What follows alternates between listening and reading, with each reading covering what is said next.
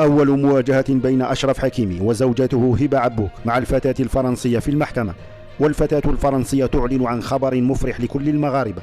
شاهد ماذا حدث. لكن قبل التفاصيل لا تنسوا ذكر الله والصلاة والسلام على رسولنا محمد صلى الله عليه وسلم.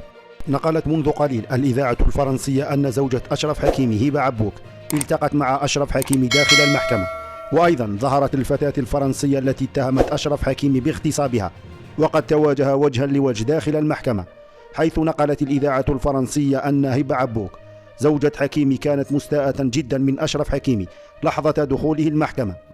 وكشف محامي حكيمي للإذاعة الفرنسية وقال: يبدو أن هنالك مخطط مدبر بين الفتاة الفرنسية وهبة عبوك زوجة حكيمي، لأن الخلافات الزوجية بين أشرف حكيمي وزوجته لم تختلق الآن، بل بدأت بعد نهاية كأس العالم، فحكيمي لم يستحق زوجته في أي مناسبة، بل كان يصطحب والدته. فيبدو أن هنالك اتفاق بين زوجة حكيمي والفتاة الفرنسية من أجل الضرب بأشرف حكيمي.